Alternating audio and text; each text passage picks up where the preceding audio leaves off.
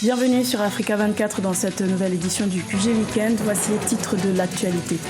Le Tchad lutte contre l'importation frauduleuse des produits pétroliers. Les dépôts et les stations-service sont dans le viseur du gouvernement. Nouveau mouvement de protestation dans les régions anglophones du Cameroun. Certains Camerounais dénoncent la coupure d'Internet entrée en vigueur le 17 janvier. Le Cameroun et le Burkina Faso sont les deux premières équipes qualifiées pour les demi-finales de la CAN 2017. Le point sur les matchs de ce samedi 28 janvier avec Graziella Tchakonde. Mais tout d'abord, le 28e sommet de l'Union africaine débutera ce lundi 30 janvier à Addis Abeba en Éthiopie. Et avant l'entame de ce grand rendez-vous, le forum dénommé le mécanisme africain d'évaluation par les pairs s'est tenu en présence de plusieurs pays africains. Créée en 2003, cette rencontre a été conçue comme un instrument volontaire d'auto-évaluation de la performance des États membres de l'Union africaine en matière de gouvernance. Le président du Tchad, Idriss Déby Itno, a appelé les 35 pays membres à multiplier leurs efforts en matière de gouvernance. Au Tchad, depuis septembre 2016, l'importation des produits pétroliers est interdite. Pourtant, le phénomène s'amplifie. Quelles sont les mesures prises par le gouvernement pour lutter contre ce commerce illicite? Élément de réponse avec Mamat Ramadan, commenté par Idlat Mirabel Bissou. Au Tchad, l'importation frauduleuse des produits pétroliers à partir de la Libye, du Soudan et du Cameroun s'est accentuée sur les marchés selon le ministère du Pétrole et de l'Énergie. Chaque pratique de fraude transfrontalière cause la mévente des carburants produits par la raffinerie du pays. Ainsi, le gouvernement a décidé de lancer une opération de contrôle des carburants vendus dans les stations-service et a imposé une amende dissuasive pour mettre un terme à ce commerce illicite. Le gouvernement a décidé de prendre les mesures suivantes. Dès aujourd'hui, des équipes seront immédiatement déployées dans la ville de N'Djamena pour procéder à la fermeture des dépôts et stations qui se sont rendus coupables des infractions susmentionnées. Ces opérations vont se poursuivre sur toute l'étendue du territoire national. Je rappelle que pour ces opérations-là, la loi s'appliquera avec toute sa rigueur. Ces individus sans foi ni loi veulent mettre à genoux notre économie. Pour les opérateurs économiques du pays, l'importation frauduleuse des produits pétroliers est causée par l'augmentation des prix de carburant sur les marchés nationaux. Cette révision des prix des produits pétroliers qui découle de la nouvelle loi de finances a suscité de vives réactions auprès des commerçants. Ça a augmenté le prix de revient du produit parce que nous on passe de 15 millions la citerne à aujourd'hui à 16-17 millions. C'est trop, il faut débloquer 17 millions pour une citerne et venir vendre par litre dans les stations-service.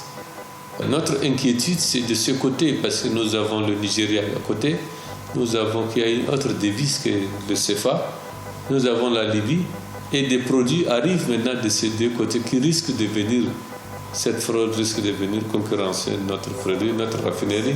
Selon le rapport de la société de raffinage de N'Djamena, une dizaine de stations-service de la capitale ne se ravitaillent pas en carburant auprès de la raffinerie nationale. Rappelant que l'importation frauduleuse des produits pétroliers fait perdre à l'État tchadien environ 125 millions de francs CFA par jour d'après les autorités douanières.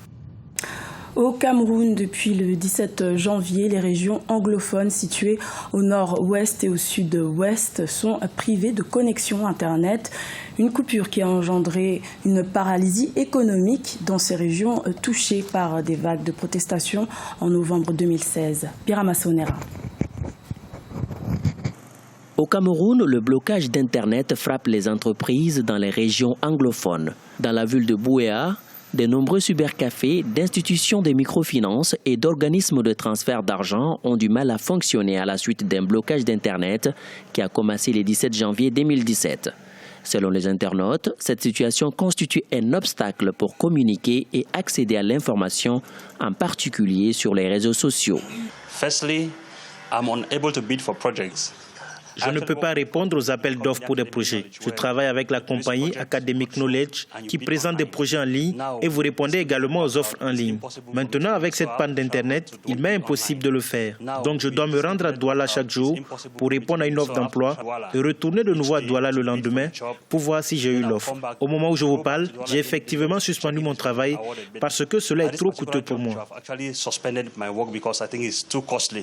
Les analystes estiment que ce blocage d'Internet fait partie des efforts du gouvernement du Cameroun visant à faire taire les appels croissants au fédéralisme ou à la sécession du pays. L'Internet et particulièrement les plateformes des médias sociaux sont devenus un élément essentiel des mobilisations politiques. Le gouvernement justifie cette décision par la volonté de sauvegarder la paix sociale dans le pays. Le gouvernement, investi de ses pouvoirs, utilise les voies et moyens jugés aptes et nécessaires pour la protection de l'ordre établi, pour la protection de la paix civile, pour la protection de l'ordre public, pour le bien justement de ces populations, pour la protection de leurs biens, que le gouvernement prend de telles mesures. En novembre 2016, plus de 100 personnes ont été arrêtées et une personne a été tuée dans la ville de Bamenda, dans le nord-ouest du pays. C'était après des jours de manifestations violentes contre une discrimination présumée à l'égard des régions anglophones du Cameroun. Le point à présent sur la Coupe d'Afrique des Nations qui se déroule actuellement au Gabon. Avec nous pour en parler, Graziella Chakonte. Bienvenue Graziella. Merci Gladys et bonjour à tous. Alors les deux premiers matchs des quarts de finale de la CAN 2017 se sont joués ce samedi 28 janvier. Que faut-il retenir ? Et oui Gladys, ce sont des rencontres décisives qui ont eu lieu ce samedi à Libreville au Gabon. Le premier duel Tunisie-Burkina Faso a tourné à l'avantage des étalons, tandis que dans l'autre choc du jour, les Lions de la Teranga ont une fois de plus buté sur les Lions indomptables. Résumé de la rencontre avec Paul de Singwe. Le duel était très attendu, le spectacle aussi. Il mettait aux prises deux géants du football africain, deux lions, les Lions de la Teranga du Sénégal et les Lions indomptables du Cameroun. L'enjeu, l'accès aux demi-finales de la 31e Coupe d'Afrique des Nations. Après un score nul de Liège à l'issue des prolongations, c'est l'épreuve fatidique des tirs au but qui a départagé les deux équipes. Sadio Mané rate son penalty et Vincent Aboubakar, quant à lui, délivre le peuple camerounais et envoie les Lions indomptables en demi-finale. Score de la partie, 5 tirs réussis pour le Cameroun contre 4 pour le Sénégal. Nous avons vécu hier un match plein d'émotions, avec beaucoup de souffrance. À mon avis, l'équipe du Cameroun nous a montré le vrai football camerounais que nous avons connu quand nous étions tout jeunes dans les années 82. Le match d'hier était un match très difficile, je m'y attendais. Mais pour dire vrai, je savais que les Lions allaient faire quelque chose de très bien. Je suis vraiment content par rapport à ce qui s'est passé hier. Le Cameroun pourra bien arriver en finale. Parce que c'est une équipe qui a beaucoup de volonté, qui est vraiment unie aujourd'hui. Ce qui a manqué depuis au moins 10 ans. L'autre rencontre opposait la Tunisie au Burkina Faso.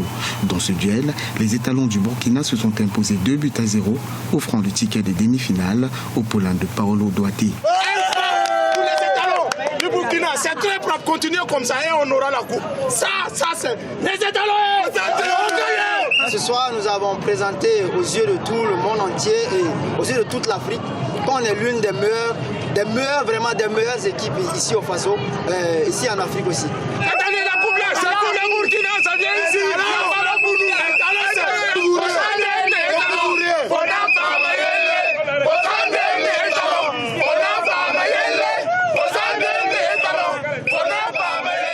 Ce 29 janvier, la République démocratique du Congo affronte le Ghana en quart de finale à 16h GMT et le Maroc, quant à lui, jouera contre l'Égypte à 19h GMT.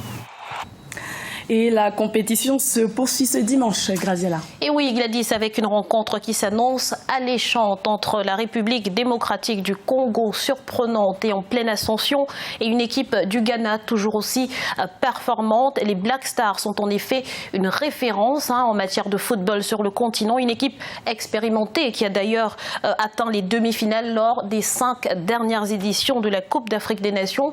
Selon les observateurs, cette rencontre s'annonce donc indécise. Écoutons à ce propos Alpha Baldé, directeur général de 100% Foot Guinée. Très certainement, c'est le Ghana. C'est une équipe qui est très régulière sur le continent avec un effectif. J'ai l'impression de les comparer un petit peu des fois à la Côte d'Ivoire de 2015. C'était une équipe qui arrivait à maturation, en fait. La même génération qui a commencé pratiquement depuis 2008-2010 et qui aujourd'hui est en train de chasser le même trophée, qui est un trophée qu'il a fui depuis très très longtemps au Ghana. Donc ils ont vraiment à cœur. On a vu les larmes chaudes d'Ayou en 2015. C'est pour dire combien de fois ils ont envie de gagner ce trophée. Mais moi j'ai un petit peu peur. C'est mon premier favori qui affronte le deuxième, le Ghana premier, la RDC deuxième. Mais la dynamique, comme l'a dit Samy, c'est du côté de la RDC. Mais j'ai peur que cette dynamique, avec ce que j'ai vu avec le Sénégal aujourd'hui, ne s'estompe un petit peu. C'est-à-dire que cette équipe de RDC se dise, on est en train de jouer le Ghana. C'est une équipe qui est ultra concentrée sur le continent, expérimentée, qui a l'habitude des grandes joutes. Est-ce que ça ne va pas les couper un petit peu les jambes aux Congolais? Après, voilà. Moi, aujourd'hui, avec ce que j'ai vu avec le Sénégal, sincèrement, je commence un petit peu à m'interroger. Est-ce qu'en Afrique, quand il y a un vrai derby, est-ce que les joueurs se lâchent ou est-ce qu'ils se recroquevillent? Et l'autre rencontre du jour opposera le Maroc à l'Égypte.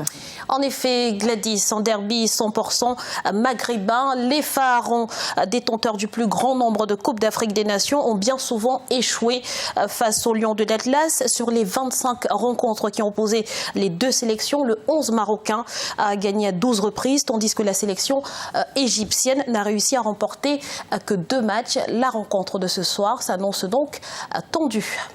Merci Graziella pour toutes ces précisions. Avant de terminer, peut-être un petit coup d'œil sur les tableaux. La deuxième journée des quarts de finale mettra aux prises donc ce dimanche le Ghana, vice-champion d'Afrique, et la République démocratique du Congo, 3e de la CAN Guinée 2015. Ce sera à partir de 17h avant de laisser place au derby maghrébin Égypte-Maroc à 20h heure locale. Voilà Gladys pour ce qu'on peut retenir de la Coupe d'Afrique des Nations 2017. Merci pour toutes ces précisions complètes, Graziella.